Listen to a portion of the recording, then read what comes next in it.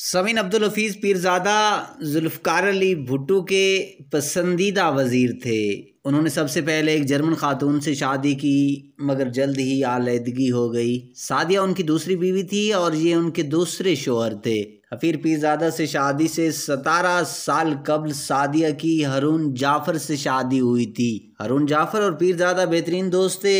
پیرزادہ اکثر ان کے پاس آتے رہتے، سعدیہ پر مر مٹے اور اسے لے کر بھاگ گئے۔ فرار کے 2 ہفتے بعد سعدیہ کا پاؤں بھاری ہو گیا۔ سعدیہ واپس آئی تو ہارون جعفر نے اسے اپنے ہاں رکھنے سے انکار کر دیا۔ طلاق طلب کرنے پر شرط رکھی کہ سعدیہ تمام زیورات اور مکان واپس کر دے، جسے منظور کر لیا گیا اور طلاق ہو گئی اور حفیظ پیرزادہ نے اس سے شادی کر لی۔ سمین مسز سعدیہ کو خوبصورت زیورات پہننے اور سمارٹ کاریں رکھنے کا بے حد شوق تھا۔ اپنی لگژری کار میں وہ ایک بار گودی پر گئیں تو انہیں ایک لگژری کیپری پسند آ گئی۔ اسے ڈرائیو کرتے ہوئے وہ گھر لے آئیں۔ ڈپٹی کلکٹر فیض محمد نے درخواست کی، محترمہ گاڑی واپس کر دیجئے، ابھی تو کلیئر بھی نہیں ہوئی۔ اگر آپ کو ایسی ہی پسند ہے تو اس کے مالک سے بات کر لیجئے۔ تمہاری یہ جرت کہ مجھ سے اس طرح بات کرو، سعدیہ نے غصے سے جواب دیا۔ فیض محمد کو سخت محکمہ جاتی کارروائی کا سامنا کرنا پڑا اور بالآخر اسے ملازمت سے سبکدوش کر دیا گیا۔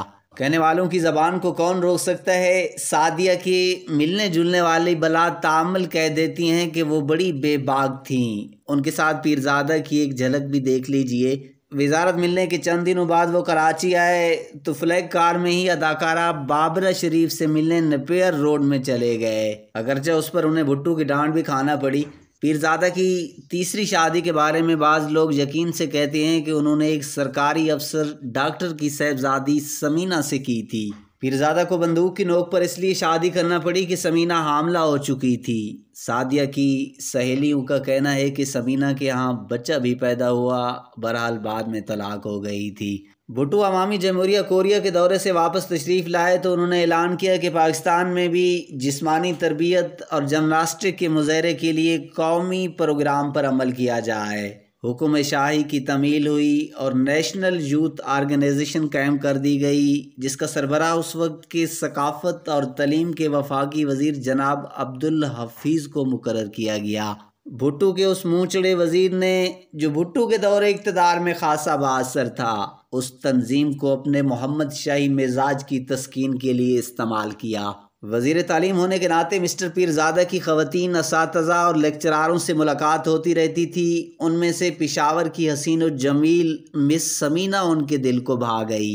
پیرزادہ نے اشارہ کیا اور مس سمینہ ان کے قریب آ گئی۔ وقت گزرنے کے ساتھ ساتھ دونوں کے تعلقات مزید گہرے ہوتے گئے۔ جب نیشنل یوتھ آرگنائزیشن بنائی گئی تو پیرزادہ نے اپنی محبوب نظر مس سمینہ کو اس کا ڈپٹی ڈائریکٹر مقرر کر دیا۔ اس دوران ملاقاتیں بڑھ گئیں، دن کے بجائے دونوں کی راتیں بھی اکٹھی گزرنے لگیں، جس کا اہتمام ایک ڈائریکٹریس مسز مجتبیٰ کے گھر میں ہوتا تھا۔ بات بڑھ گئی اور عشق کا رنگ چوکھا چڑھ گیا تو سمینہ نے پیرزادہ سے شادی کا مطالبہ کیا۔ وہ راضی ہو گئی، لیکن ان کی اپنی حسین و جمیل بیوی سعدیہ آڑے آ گئی۔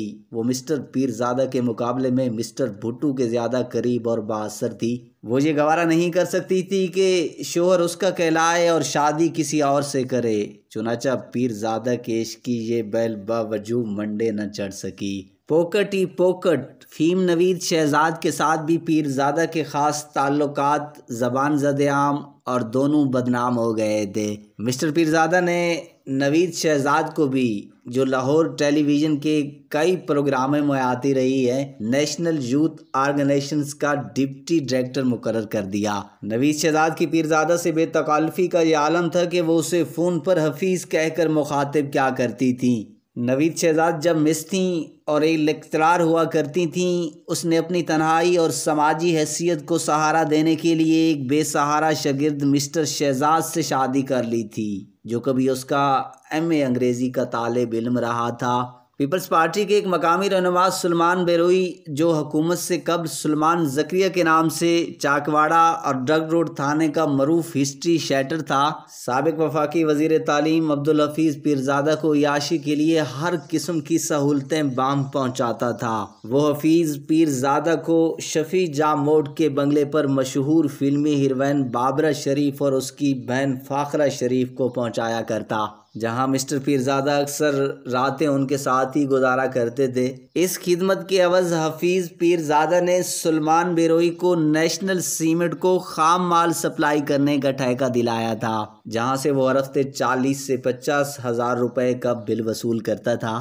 واضح رہے کہ سلمان بیروئی 1970 سے قبل ایک ٹوٹے ہوئے مکان میں رہتا تھا، جبکہ وہ 1990 میں ایک عالی شان بنگلے کا مالک تھا، جس میں لفٹ بھی لگائی گئی تھی۔ سلمان بیروئی بھٹو صاحب کے ہر جلوس میں ان کے ٹرک کے بونٹ پر بیٹھا کرتا تھا۔ معلوم ہوا ہے کہ وہ چرس کی سمگلنگ میں پیپلز پارٹی کے شفیع جاں موڈ کا پارٹنر بھی رہا ہے۔ سامعین، آپ اس ویڈیو کے بارے میں ایک کمنٹ ضرور دیجیے گا۔